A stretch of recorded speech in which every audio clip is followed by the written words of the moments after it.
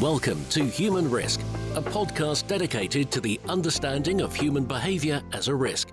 Here's your host, Christian Hunt. Hello and welcome back to the show. On this episode, I'm exploring something we all have in common, and yet most of us probably don't like talking about it, and that is being weird. Now, that's generally considered an insult, something to hide, grow out of, or apologise for. But as you'll hear on this episode, it's also something powerful, something personal, and perhaps something worth celebrating. To help me explore that idea is someone who's been on the show before and who's had a huge impact on me. James Victore is an artist, author, and creative provocateur whose work has helped shape not just what I do, but how I do it. And he's done that not by telling me what to do, but just by helping me to be more me. If you haven't come across James before, you are in for an absolute treat, and you might want to go back and listen to our first conversation where we explore who he is and what he does.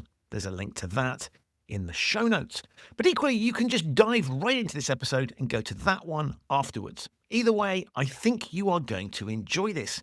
James is here to talk about his brand new book, Hey Weirdo, which dives into the idea that the things that made you weird as a kid are the things that will make you great as an adult. In our discussion, we talk about conformity, creativity, and the courage it takes to break the rules that never really suit us in the first place. You'll hear about melted crayons, childhood memories, workplace conformity, and the importance of finding and trusting your voice. If you're familiar with James, it won't surprise you at all that this episode contains some fruity language. So if that's something you'd rather not hear, this probably isn't the episode for you. But for the rest of you, this was an absolute pleasure to record, and I know that you're going to love this. It's my discussion with James Victore on being weird. James, welcome back to the Human Risk podcast. It is a pleasure to be here, Christian. The pleasure, sir, is all mine. And if people haven't listened to the previous episode with you, I'm going to recommend they go listen to that first so they can find out all about you. And I want to dive straight into you've just published another book. Tell us about it. I have. I've published an eBook, and it's a project that grew organically. So it began as an offshoot from some research I was doing after the first book being Feck Perfection, which isn't actually my first book. It's actually my third or fourth book, but Feck Perfection. And in Feck, I talk about this idea briefly about the things that made you weird as a kid make you great today. And it's an idea that I really, really believe in. But I was curious about that word, weird. So I started doing some research about it, and I started diving into the etymology of it, and it's fascinating, the word itself. So this book is called Hey Weirdo, and it is a deep dive into that idea of, the things that made you weird as a kid make you great today. And I was very lucky enough to personally know 8 people, probably hundreds of people, but to know 8 people who are incredibly high level of their profession, who are actually doing exactly what made them weird as a kid. And I thought I would do kind of long form interviews, and the interviews were fantastic. And I sat on them for a while until I said, you know what, let me put these out in some form for my audience. And then when I started putting it together, I was like, oh, let me put a little essay about the history, the etymology. Oh, let me put an essay about self-love, which is as I see it, the core of our creativity. And all of a sudden I'm like, well, I kind of have maybe a book here. So it is an ebook right now. And there's, of course, the possibility of it turning into a physical thing, because I know people like to make things that they can hold or have things they can hold. And I'm an artist and I make shit that people like. So we'll see how that works. But right now it's a fantastic book. It's selling extremely well. And what it says on the front cover of the book is that this book will save your life. And I firmly believe that. Wow. And I have to say, obviously, the reason you're on the show is I absolutely loved it, because if I sort of looked at it, it's recognizing so many different dynamics. One is that none of us, and whatever we mean by normal, none of us are normal. We all have our own little things. And so recognizing that dynamic. And then the second thing is permission to be weird, to pursue that, to go for it, to grab those things. So I love the fact that it was kind of because we're all sort of encouraged, we're forced to be normal in many situations with rules and social norms and all that kind of stuff. And you're kind of going, we should challenge that a bit and we should go back.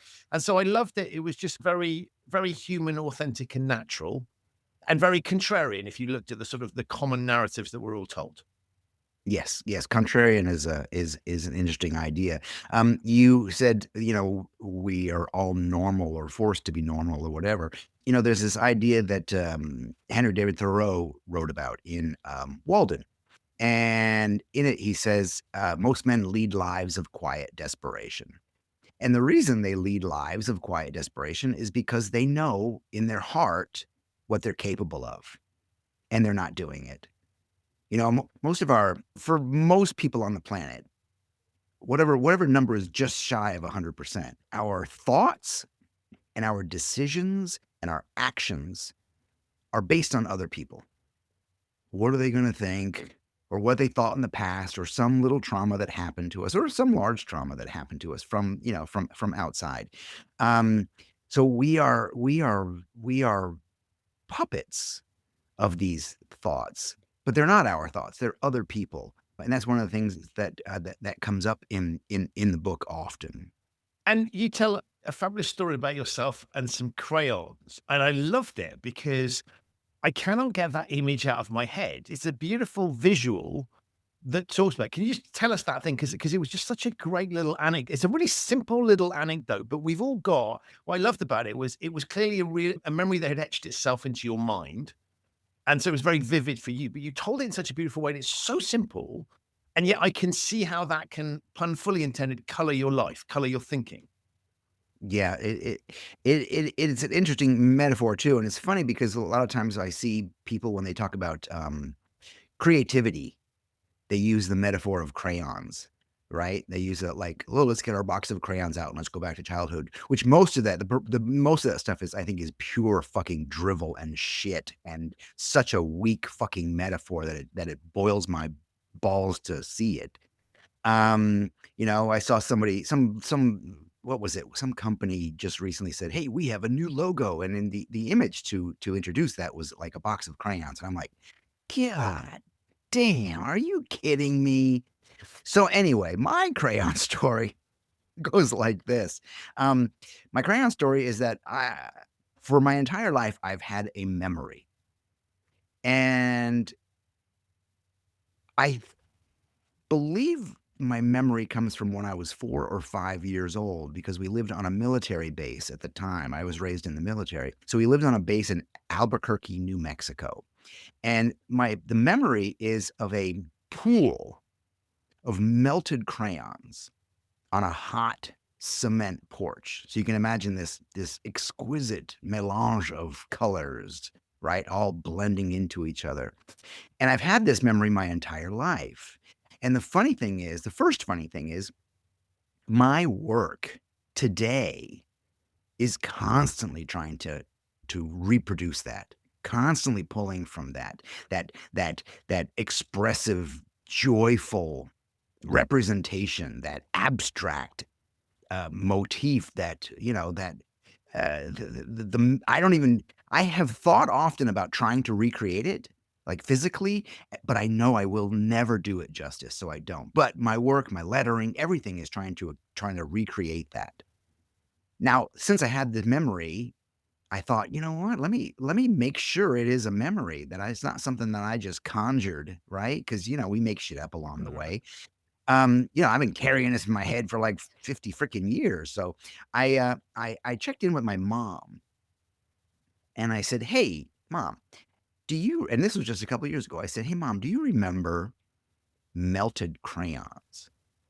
And I could tell by the way she remembered that her memory was not like mine as something beautiful. Her memory was, "Why did you do that? We don't own this house. Who's going to clean that up?" Right? And what I realized is, not only is my memory of beauty something that has stuck with me, but embedded in that beauty is that strong emotional response. And that is something else that my work is constantly trying to pull, right? So I have these two things in what could essentially be trauma. I have these two things together that completely create my work. And as an adjunct to this story, yesterday I had a conversation with one of the people in the book. Her name is Suzy Batiz, and she's the founder of a company called Poopery, which is a $500 million company. But before she created Poopery, she was bankrupt twice and divorced and on the brink of suicide. Right. But we were talking, and she told me a story of her childhood. She was in an art class she was brought up by two artists, so she was drawn to art. She was in art class, and the instructor said, bring in an object to draw a still life. And most people brought in, oranges and bananas. And she brought in a piece of wallpaper, floral wallpaper. And her instructor was like, what the hell is that? Why did you bring in wallpaper? And she's telling me this story about this beautiful floral wallpaper that she loved and she wanted to draw, but she never went back to that class because she was so scared. And I said, Suzy, did you know that the label on Poopery is a floral wallpaper? So these things, if whether we pay attention to them or not, they do come back to us. They are embedded in us, and they are what make us. They are the core of our fucking creativity and the core of our superpowers if we can listen to them. I love this. And it's kind of pointing towards, as kids, I get your point is, right, the norms and the rules that society sort of expects us to abide by are things that we pick up later on in life. And so you're going back to a time when we're unencumbered, right? We just do whatever we want to do and whatever feels natural to us. And I guess both of those memories, they're both sort of small children butting up against norms, right? Doing things that they're not supposed to do. And therefore that creates an impression on us. And I think that's really interesting because I was reflecting back on, and once you start thinking about this, and I take your point entirely that we can make stuff up, right? But I was thinking back to my childhood and kind of going, yeah, it's those times when you kind of got told off for something where you were breaking and you didn't quite know why you'd broken a rule because it seemed okay to you. That's that joyous. That's the thing. And I kind of thought, I think we've all got that in us. That's your point, right? Yes. Well, in another story from the book, Lena Jensen, what was hilarious is so first of all, I knew Lena. She was a student of mine. She came to the States for a short workshop that I threw. And Christian, you're familiar with the workshops. So she came to a workshop that I threw and later contacted me when she had just become like a superstar. And that in itself is a fucking fantastic story, but for another time. So I contacted Lena and said, hey, I'm writing this book. I'd love to interview you. So I'm interviewing her, and all of the interviews were begun with that simple question: what made you weird as a kid? And Lena was like, oh, I was a completely boring kid. She says, I don't know what made me weird. I was a completely boring kid. So as I'm going through these questions and we're talking, halfway through, she says, oh my gosh, that's what made me weird as a kid. I was boring.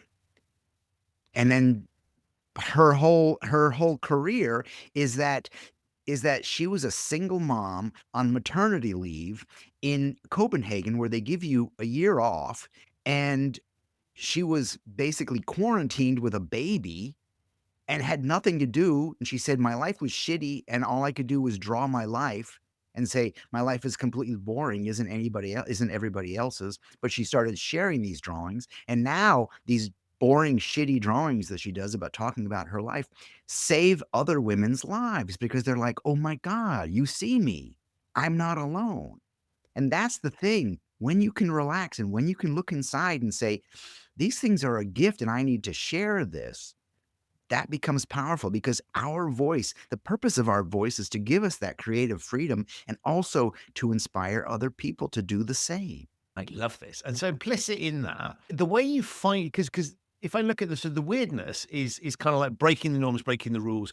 So somebody kind of has to point that out to you. Otherwise you wouldn't know because you think it was normal, right? So the weirdness is a label that's attributed by a parent or a teacher or whoever it is. Sure. That comes along and points that out to you. And that's that moment of realization. And so there's an interesting thing here that that sort of, as I think about what one does as a kid, is you're exploring, finding it, because you don't know how things work. So you play with things to work out what's going on around here. And then somebody points out that you've crossed a line of some kind. And so that's the interesting bit. And it's that point of, so I love this idea of you're doing your thing, and then somebody gives you a clue that what you're doing is inappropriate, wrong, abnormal, whatever it is, right? Weird to use. Well, yeah, but yeah, to their standard. Right. And therefore, that for me is that's the sort of super interesting thing, because what's common with all these stories is that you have to have had it pointed out to you at some stage. Yeah. Yeah. And so this is kind of society's way of going. So I looked at it and I was thinking, actually, this is society, the sort of the controlling features of society to sort of, they take something, the control mechanism that keeps society going the way it is, right, is somebody steps in and goes, don't do that. And that's the point at which I guess you're onto something, right? That's why it's your special gift, because you've broken a rule in your way. Yes. I think in fact perfection, I said that, the moment you notice that you don't fit in is when you begin to find your greatness, right? And I think that's society's way of quite frankly bringing you into the herd. Because I guess you've gone off the proverbial reservation, right? And so we need to bring you back in. Sure. Oh, gotta. Can't have that fucking thing hanging out there. So listen, and where it comes from is we are all born wildly creative, right? So we were all born with play and joy and love, because that's how we figured out the world. Life was play. Like when you see kids who are like, you start to give them a bowl. They're in a high chair and you give them a bowl with like some noodles in it, and they'll eat it, yes, but when left alone, they will push it off the table and laugh because they're trying to figure shit out. And you put it back and they do it again, and you put it back, and then you slap their hand because they're not following your rules. They're making your life messy. They're not eating. They're right. You start to like try to hem them in, and that's bullshit, right? They are using play to figure shit out. And through that play, we find joy, because that's all we want in life is play and joy. And finally, the other part is all children, they only want to freely give and receive love. And all of those, play and joy and love, all of those get squeegeed out of us in time. I mean, what adult do you know completely has a sense of joy in their life, can freely give and receive love? Because if you can, then you are really an outcast. Then you're really making people question their own ability to play, or their own ability to, or a sense of joy, or their own ability to freely give and receive love. That makes us afraid, not only want to hem people in, but makes us afraid of them, right? Like you see a guy, dance dressed like a woman in the street, and you'll sneer and you'll whatever, but you will fucking pay $200 to see him on stage singing and dancing, right? Prince, if you saw Prince and didn't know it was Prince, shit. I love this because this all points to permission to be you, right? So the exploration where you've broken the rules or the norms, you've been told off or disciplined or whatever it is, right? That's a point of view exploring working. And so the interesting thing for me is that we kind of experiment, and I love this idea of taking that experience and go, and then say, that's what you're here to do. Like you've broken the rules in your own way. And that's the bit that you need to pull forward. It's your sort of contribution to evolution, I guess, right? Because you're testing the limits in certain ways. And I love the fact that but I think the thing I really love about it is everybody's, and this is the point of the stories, I guess, right? Everybody has their own little version of it, but we all recognize the fundamental underlying dynamic. Yes. And the beautiful thing is, this is why this is an artistic endeavor, because it's unlikely that we're going to have broken all of the same rules as anybody else. That's what makes us unique, right? That you found a way to identify uniqueness, because the way that we might choose to break the norms, break the rules, I mean, you might have two people who've done exactly the same. So it's statistically possible, but it's unlikely, right? That's going to be your unique thing. Yes. Yeah. It's funny is people, for example, for me, my handwriting, people love my handwriting. And of course I abhor it. I can't stand to see it. I'm like, every time I write something, I'm like, oh God, that just looks like me. right? So that's the hard part, is trusting yourself and being able, seeing yourself like that. But people will say, how can I do that? And I'm like, okay, listen, first of all, don't try to emulate me, because I'm just trying to be myself. I just want to get paid to be James Victore. I want to get paid to just allow, and that's a big word for me, is to get people to allow themselves to relax, allow themselves to see it, I just had a private workshop here in the studio, and to get this woman to see the beauty in the marks that she was making, it took a bit of effort, because we're not used to that. We're not used to allowing ourselves to express ourselves as simply as we can. Where all of this stuff and your work really resonates for me is if I think back to kind of corporate environments that I was in, you always get those sort of annual appraisal review processes. And it's always about how well does Christian fit into the box that we have Correct. predefined? And then it's kind Correct. of the areas for improvement was always like, I need to squish myself more effectively into that box. And it was generally, it's disguised as this will help you develop, but it's kind of what it meant was this will help you develop inside this box. Yes. And the more I've thought about your work and what you talk about, the more I've just thought, well, every year we would be having the same conversation, right? Because I wouldn't commit to this regime that required me to fit. I'm not getting closer to fitting the box. If anything, I'm trying to make the box fit me as opposed to me fit the box. Correct. And so, well, the beauty I think in what you're doing is taking people back to a time when we kind of knew we were breaking the rules. It was pointed out to us, and that was sort of okay because that was the environment that we're in. And yet, that's kind of what we need to be fulfilled, right? Is that freedom to pursue ourselves. And so the more I think about a lot of the processes I rebelled against as I was kind of going through my career were things that I felt were hemming me in.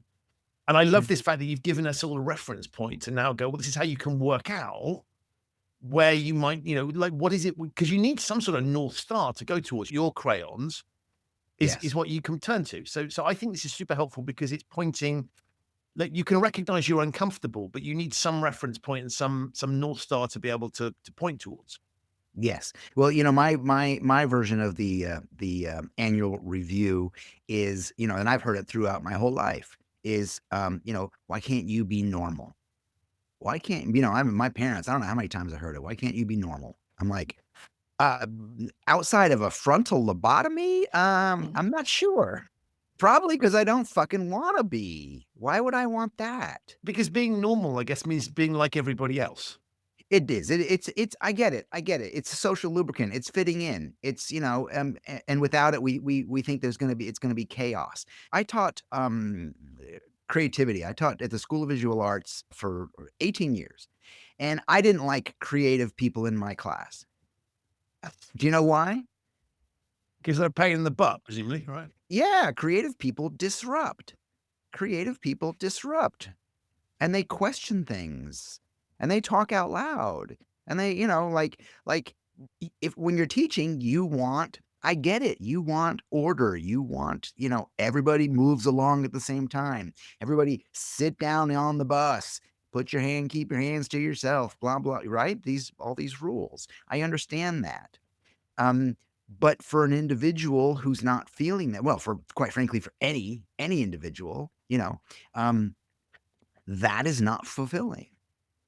And, of course, somebody's going to go, well, I always hear this, well, James, if the whole world was creative, we'd have chaos. I say, let's fucking try it first. Because it's working so perfect. Yeah. Yeah. Right. Right. We have no chaos now. But there's an interesting, right? So you're not like, to pick a silly example, right? You're not suggesting that everybody make up traffic regulations, do what they want, right? Oh, Yeah, I know correct. I'm supposed to stop when the light's red, right? But I thought it'd be really funny to drive when it was just to drive through it, right? Just to see what happened, right? Yeah, so right. you're not that you recognize there is a need. Some of these things require us to have a kind of common language, common approach, and we need to know what other people are doing. But those are specific situations. There are plenty of others where, and particularly where we're thinking about what we say and what we produce and those kinds of things, where we don't have those requirements, right? Where being different and going our own path is a virtue as opposed to a societal problem. Yes. I mean, I don't go to the art store and buy buckets of red paint and then paint my grass and my trees and my truck and my house, red. because because I have a sense of responsibility. I have a sense of, community. I have a sense, these are also things that I believe we are, born with and learn. With freedom comes responsibility. I understand that. So yes, I'm not advocating chaos, but I am advocating autonomy. I am advocating people getting a whiff of what they're capable of. I am advocating, when what I used to say at the School of Visual Arts is like, I want you to feel what your creativity can do, and I want you to like never want to fucking let go of that, right? I don't want you to get used to gray cubicles and fluorescent lighting, because that is death. That's death. Don't get addicted to a paycheck, right?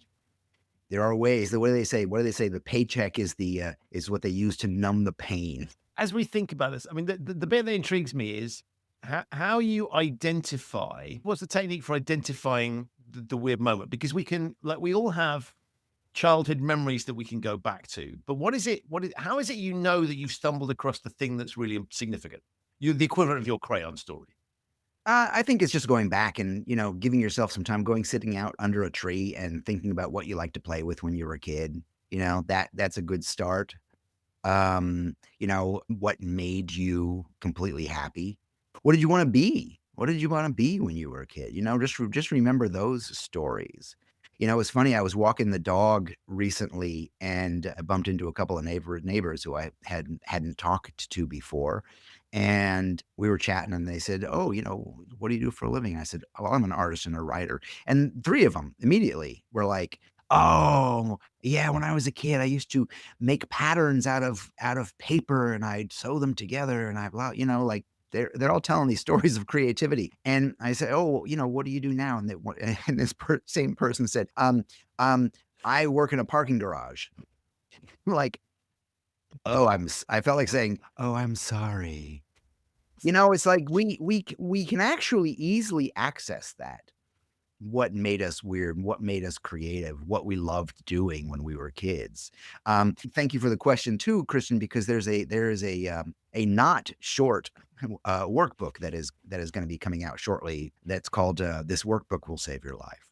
So there are tools there to kind of go back and figure things out. Also other things like for me, an important one is, what are the words?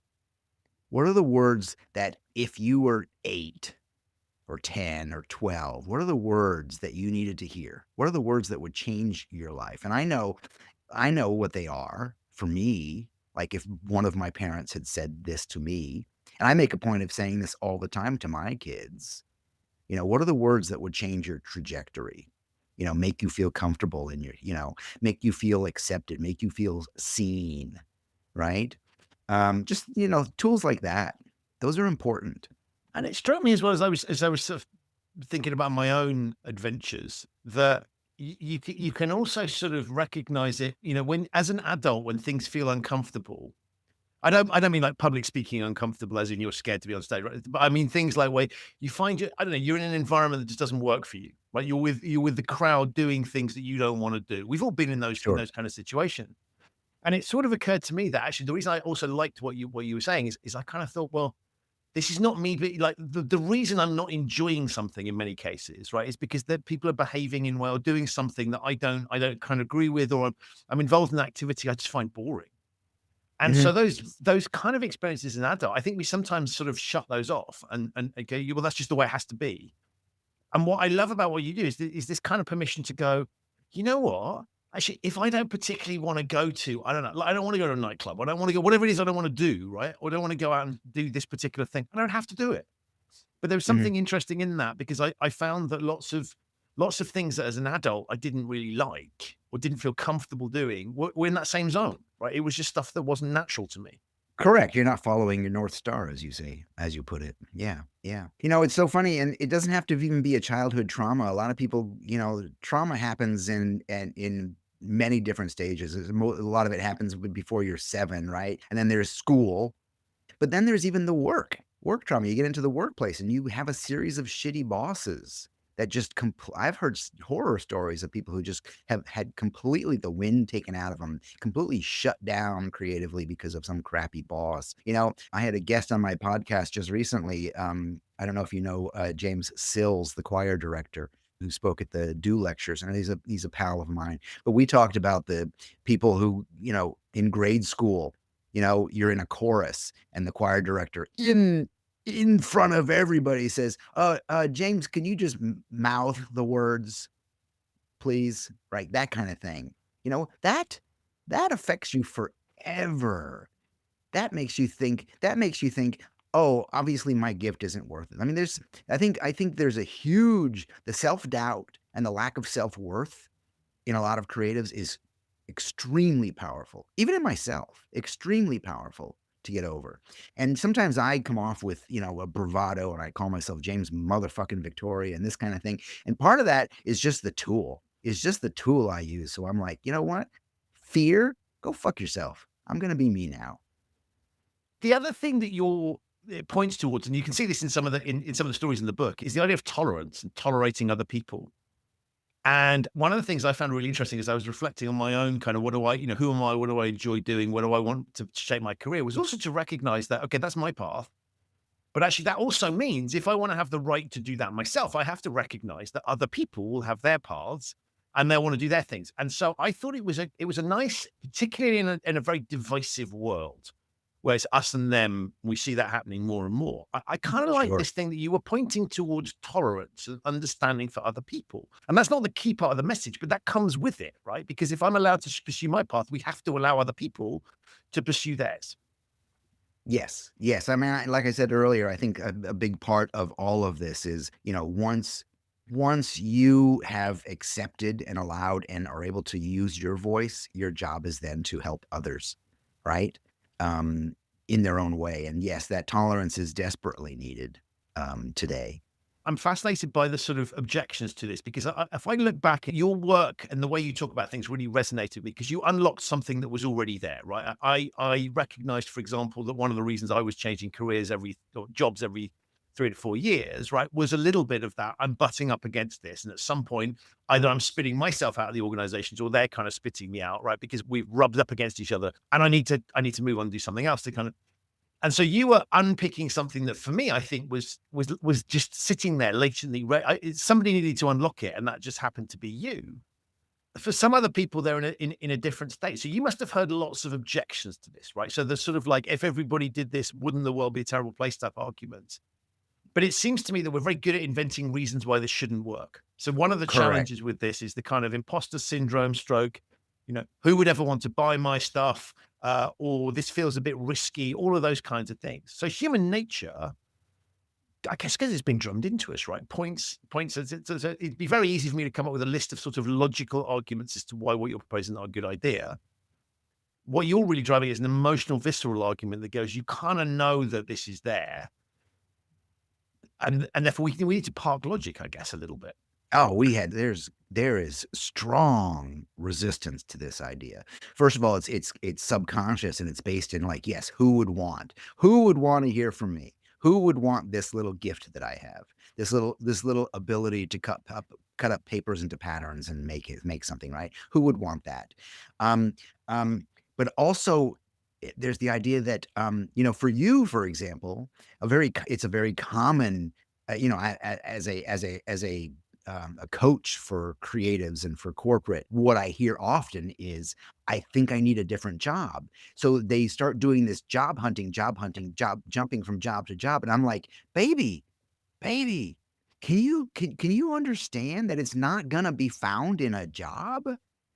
Can you understand that you're just doing these lateral movements and you're going to find you're bringing the same person, or a lot of people are like, they'll come to me and they're like, well, my boss, blah, blah, blah, and my job won't let me do this and my job. And I have to sit them down and say, hey, that's obviously not your job. You're sitting in somebody else's chair and you got to get out. Somebody else wants to be a drone worker. Somebody else wants that shit. You obviously don't. You're butting up to it constantly. It's chafing on you. So let's figure out what you've got, your gift, and let's get you out of there, right? Because yeah, there is strong resistance to freedom. There's strong resistance to creativity. You can see it in, dare I say, homophobia. There is strong resistance to you being exposed to somebody else's sexuality, somebody else's love or preferences, right? It's the same thing. We are so afraid of our own sexual freedom that when we see it in others, we're like, oh my God, we got to shut that down, right? I mean, there's a metaphor there. That's interesting though when you talk about people that kind of go, I need to change jobs, right? So the diagnosis is good, right? Something's not right. Yes, Recognize the awkwardness. I don't fit in here. This isn't working for me. doesn't feel good. Good. Yeah. Yes. So the diagnosis is right, but it's actually the conclusion as to what the solution is. That's the flawed bit there. Yeah. Yeah. Yeah. Yeah, I'm trying to think of a for instance, but yes, it's believing that the job is the problem, right? It's believing that the problem is outside of yourself instead of going, oh, wait, you mean I have control here? Wow. I have a choice. This is interesting. Okay. But when you see it in other people, it's fucking amazing, and I've seen it in lots of people, and it is amazing. So, for example, to go back to Lena Jensen's story, when she came to the States, and she came literally for that week to work with me, she was an illustrator and had a small design studio, and I think she would call it Smoke and Mirrors.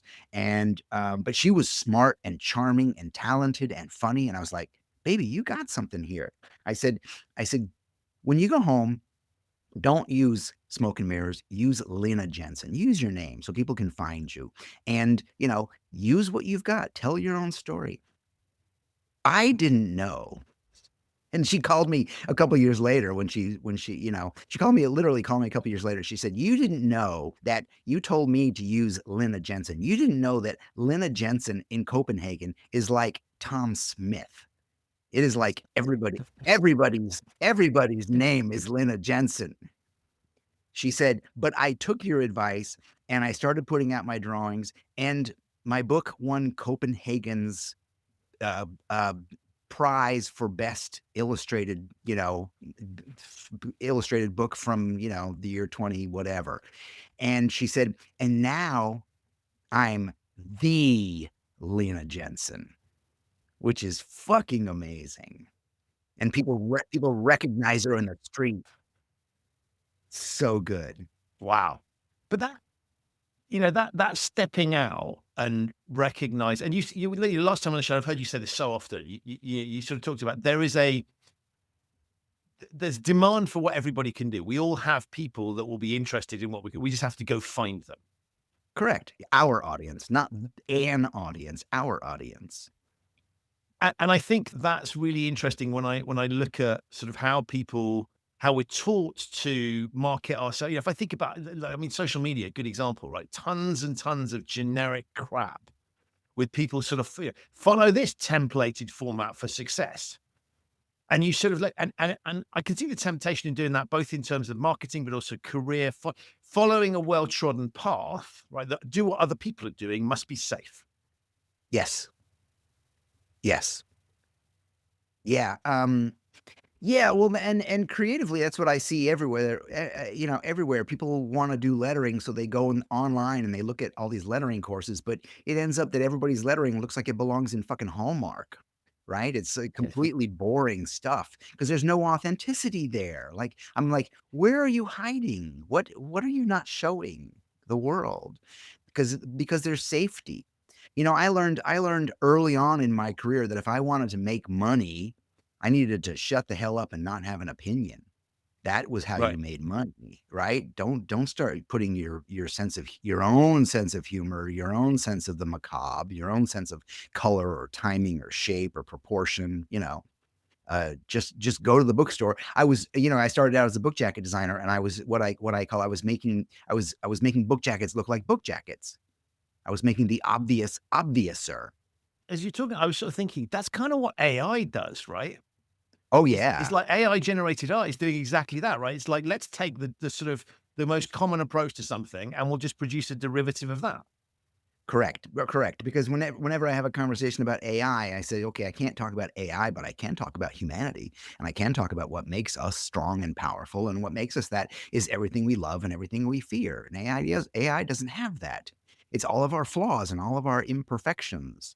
And quite frankly, it's, our weirdness, our quirks, our oddities, our peccadillos, right? Those are the things that will separate us from AI, just as it separated us from from the monkeys.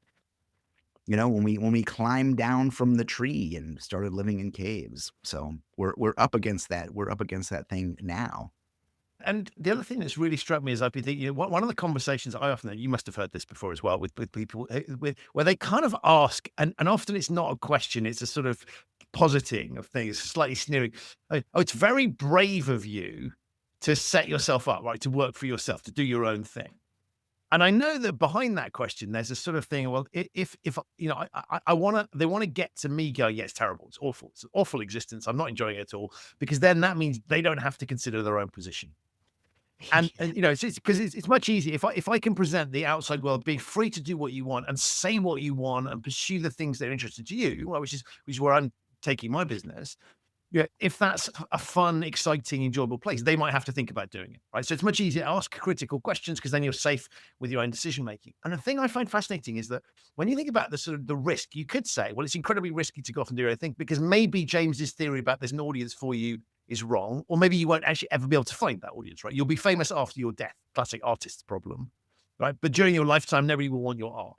And the thing I found really, really interesting was the more I reflected on it, I was like, well, who's taking the bigger risk here, right? Is it the person who's doing a standard commoditized job where if the road runs out, the skill set you have developed is to do that standard commoditized job, which puts you in competition with all the other people that are doing standard commoditized jobs. Yeah. Whereas if you've been going out to do your own thing, yeah, there may not be a specific opportunity for you, but you are much more resilient, able to flex, know what you're about, you understand your purpose.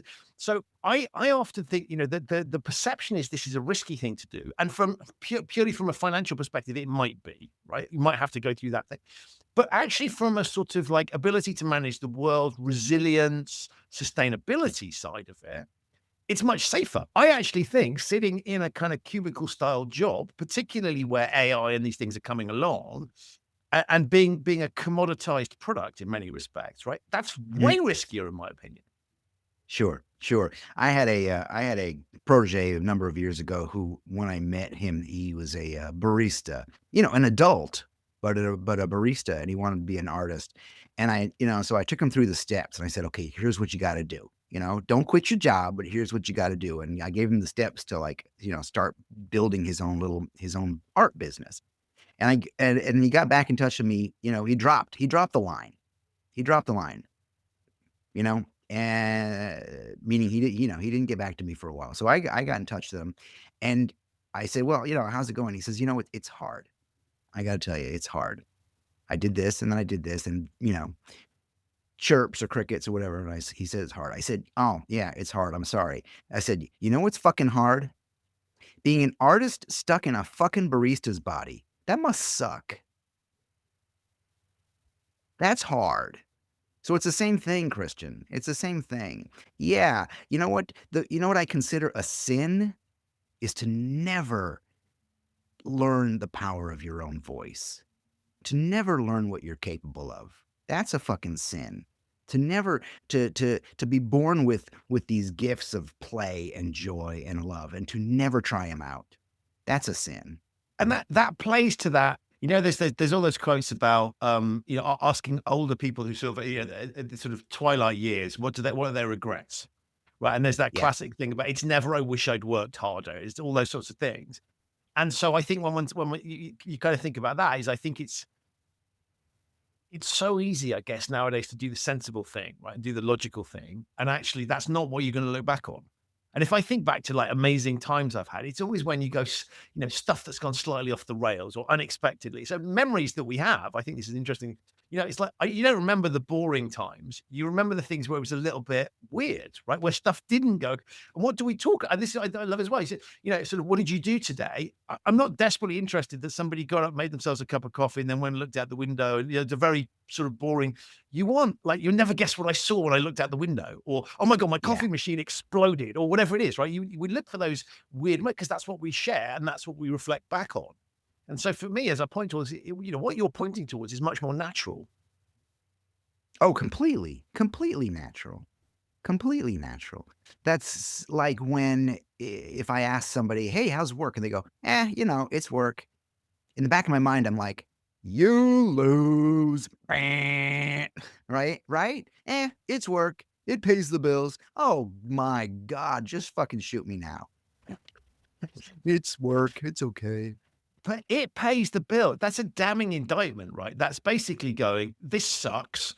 I know it Yeah. sucks. And I'm giving you the only plausible rationale I have to try and explain why I've made the decision to be there, right? And because it Yeah. involves money, it's sort of quantifiable and therefore kind of it's logical, right? It's justifiable on some level.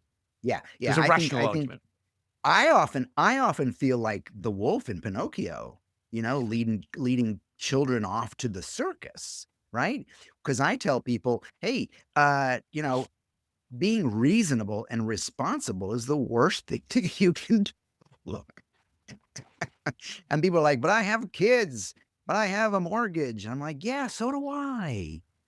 So do I." But you know what? My kids see what I do, and they know that I'm living and dying by my own sword. And I talk to them. "Hey, we're doing good. We're doing," and they see what my children love that I'm an artist. They love that my work is seen in places. They love, I would rather them see me hump hard doing this with a fucking smile on my face than coming home and kicking the dog and being bitter. The bit I find really interesting about the philosophy is this idea that you can start to craft things that work for you. And you and I have talked before about this idea of like, if people want to work with us, right, we know what makes what will work well. And so I've, based on something you mentioned to me was a sort of like working with me type guide, right? How to get the best out of me. Yeah. And that takes me into the sort of realms of like rock star writers. And I always used to think that, musical artists that had sort of ridiculous requests for their green room or dressing room, whatever, was just sort of arrogance that went with it. And in some cases, that's true. But you also look at it and go, like, if you're buying me for me, then you need to have if we can create an environment that really allows me to flourish, you'll get the best possible version of me and the best possible product out of me. And I Yes. kind of love that because for once this is the first time ever that you can kind of design the environment in a way that's for you. So back to my little box that I was butting up against. It's like there is no box, right? The box the box just it's a beautifully tightly fitting suit. That's our image for people to think about, but it fits around me. And so I love this idea of kind of if you get to the point that you're talking about and you found your audience, suddenly the world does revolve around you. It does feel amazing. Yeah. Well, I have a reputation working with clients in that anybody who's going to work with me, they know, or I tell them up front that I don't do multiple sketches. I give you one thing and it's going to be awesome. And I always ask for more money up front, right? And it's not because I'm a dick or because I'm a diva. It's because I have boundaries. It's because I've just set personal boundaries, you know? So, and that commits us both, and it makes it hard for me. For example, I have a client that I've been working with for more than 10 years, and it's the Do Books, a publisher out of London, and I do all of their covers, within a series that I designed for them. And when it started, they had a very tiny little budget. But I knew them and I loved them and I wanted them to have good work. And I said, "Okay, I will do the work because I want you to have good covers." I said, but your budget is tiny and I will accept your budget, but you have to accept this. I will design the series look and give you one, and I will design all of your covers, but I'll design them and you print them. That's it. I will make the decisions there. You do not get to, to art direct. And they said that makes us nervous, but we'll do it. And after the first 4 books came out, on their website, they wrote, James Victore asked us to trust him, and we're glad we did. Right? And now, 50 books later, I'm still designing covers, and every time it comes across the table, I'm like, why did I make that decision? Because I'm committed. It's like now I've got to bring it. I've got to bring it every single cover, right? So living and dying by your sword, it's important, and boundaries are important. You mentioned the cliche of the green M&Ms for a rock star. Hey, if that's gonna bring out great work in him, give him the fucking M&Ms and shut up. That's what you paid for. Well, because it strikes me it's really weird to hire someone, and I think this logic works brilliantly it's easy to understand in your sphere. But I think if you kind of look at it anything else, right? And I get this when I do speaking engagements. It's like, don't you want me to come because you think I'm going to do a good job, and then you're going to tell me how I should do my thing?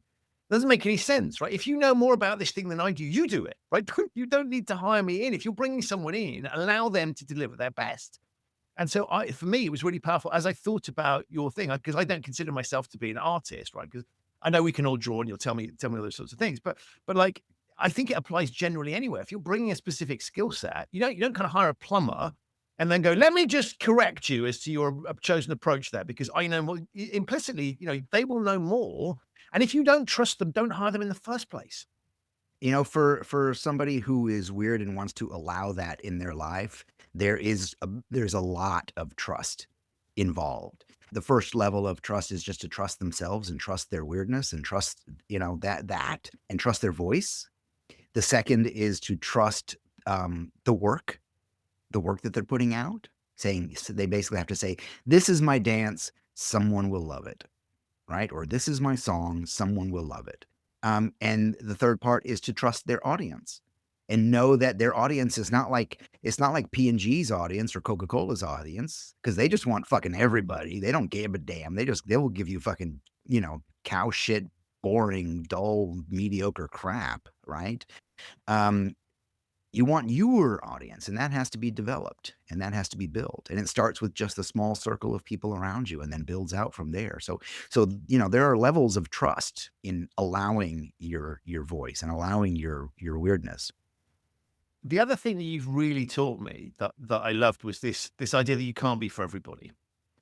And I think we're kind of encouraged to produce things, sort of we view feedback as being, if there's any negative feedback, you do a presentation or something, right? And there's one person who loathes it, right? And everybody loves it. And you will focus on that one person because that becomes yeah. hugely significant.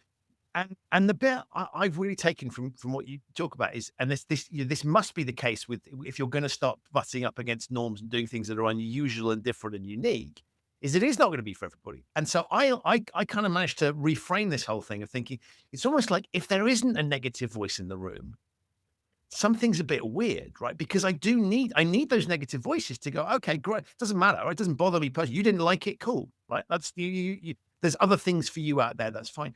But I kind of go looking for those now, not because they live rent free in my head, but because I kind of want to make sure that I've got honest feedback about what I'm doing. I want to find out what the audience thinks. And so I kind of love it. Whenever I get a client who sort of says, oh, we got some feedback, and they sort of apologize that 1 or 2 people said something negative. And I'm like, no, that's cool. Right? I want that as a calibrating factor, because then I've got through to certain people and I haven't got through to everybody. And therefore, to your point, I'm not doing that kind of what you call catering, right? To everybody. I'm talking to specific people. Some people are not going to love it, and that's fine. And so I look a little bit like I sort of, I think if you've designed a rule, it's a good idea to occasionally discover people are breaking it, right? Because then you've calibrated the right place. So I love this idea. In fact, those people giving negative feedback, super helpful if you can deal with it in the right way and treat it as useful feedback as opposed to a personal attack. Yeah. I mentioned in Effect Perfection the idea that, you have no friends and you have no enemies. You only have teachers. So everything that comes in is an opportunity to learn. And I hate, I'm like, when I'm first in line when it comes to 30 people chiming in positively and one questioning or one doubting or one, and I'm the first one to go, right? Like I'm Yeah. a goddamn baby when it comes to that. Until I read it 3 or 4 times and I realize, oh, they're trying to be funny, or oh, and understanding that they want to be heard too, sure. But but I also have to be strong enough and cool enough to kind of look into that and say, do they have a point? Can I, should I word things better? Should I take my time and, blah, blah, blah. So yeah, you're right. I always say I'm not for everybody, just the sexy people. And I have to really not cater to an audience, but I have to really relax into myself and understand that what people really want from me is they want me to be audacious and bold, and they want the church of James Victore and for me to preach, right? I'm starting a Substack now, and it's called I think it's tentatively it's called the Church of James Victore. I think that's a very good name. But yeah, we do have to be open to criticism, without I was gonna say without purposefully inviting it, but, inviting it's okay too, like, polling. But yeah, at the beginning of this question, you brought something up that I wanted to address too, is like the idea of like, the comfort in a paycheck we were talking about, or that it has to make a lot of money. Like that's one of the evils that I see on social media right now, is the amount of feeds out there talking about being millionaires or how Mr. Beast, blah, blah, blah. I'm like, fuck off. Fuck off. And now like Mr. Beast making his money off of like 12-year-olds is, or the 12-year-old mentality, I think is kind of sad. Making televisable games, kind of when I see the potential that you could do in helping people, right? So, things making money is one idea, but things allowing you to fulfillment in your life is another. But it's interesting you talk about paychecks, right? Because like that is obviously a form of lock-in, right? They do that in part, and they offer all these things because they want to make it appealing. And I my favorite word ever is when people refer to pay as compensation. Right. Right. Like literally this term compensation. And it's like, oh, you mean what you're paying me for? What are you compensating me for? The And I love it. pain. There's so much Yeah. in that. Well, it's funny, the tactic, one of the tactics to getting a raise Go is on. to go in and tell them you're leaving or tell them you're not happy. And then they're like, oh, they'll throw more money at you, which is hilarious. Right? Right. Here's more money. Stay. Does it hurt less? Yeah, and that's an interesting example, right? Because we know anecdotally and I'm sure there's some research into this as well, but like that never works for the long term. Yeah. It's like, well, it's funny. I was just thinking, I don't think it's a good metaphor or not, but it'd be hilarious if you went into your doctor and you say you got like talking about sciatica, and it's like, really hurts when he says, how much can I give you? How much can I give you to make the pain go away? Was this $1,000? If you left today with $1,000 in your pocket, would you feel better? Could you walk more straight? How about 2,000? How about $2,000? I will transfer that right now to your bank account. Job done, right? I love Yeah, that. doc, I actually feel better. Amazing. James, as ever with you, time has flown. I want to be respectful of your time and say thank you. Firstly, just a heartfelt from me, thank you so much, because you genuinely have changed. Actually, yeah, I'll say it changed my life, right? You've given me thoughts and perspectives on things that I would never otherwise have had. So I'm truly grateful to that. Thank you for coming on the show and sharing that wisdom. And thank you for writing with a huge amount of help from your friends, collaborators, and inspirations. What I think is just it's a really simple idea for a book, but it just cuts to the chase in a really powerful way. And so I want to say thank you for writing that as well. Oh, Christian, first of all, I could chat with you all day. And I appreciate you taking the time to, for the book and to speak with me. So thank you very much. And before I let you go, tell people where they can find you, remind them what the books are called, all that kind of stuff. The book is available at heyweirdo.org. It's right now it's being sold exclusively through my website. And if you want to see my goings ons and where I practice and play and try things out, it's on my Instagram feed, which is at James Victore. Amazing. I thoroughly recommend that. I actually tried to log on to your latest one. I was on a train and the Wi-Fi let me down, so I was kind of jumping in and out of it. But the bits I saw were fabulous. So all of that comes highly recommended. Links to all of those things in the show notes. But James, my one plea, just keep doing what you do. Keep being you because you're fabulous. Thank you so much. I appreciate that. And I need that. Thank you, Christian. So that's it for this episode of the show. My enormous thanks to you for listening, and of course, to James for appearing. To find out more about James, his work, his previous book, Feck Perfection, his new one, Hey Weirdo, and all the work that he does, plus the episode of the show that he was on before, have a look in the show notes. There are links to all of those there. If this is your first time listening to the show, welcome wherever you've been. Thank you so much for joining me. You can subscribe wherever you get your quality audio content. It is available on all of the major podcasting platforms. If you like what you heard, please do take a moment to rate and review the show. It really does help other curious minds to find it. If you hated the show, then why are you still listening? But thanks for coming along for the ride anyway. To discover episodes of the show that you might have missed, do visit the show's website, humanriskpodcast.com. I will be back very soon with another episode of this show, but in the meantime, stay safe. And remember, if there was something that made you weird as a kid, and there almost certainly will be, take another look at it. It might just be the thing that makes you great as an adult. With that said, thank you so much for listening.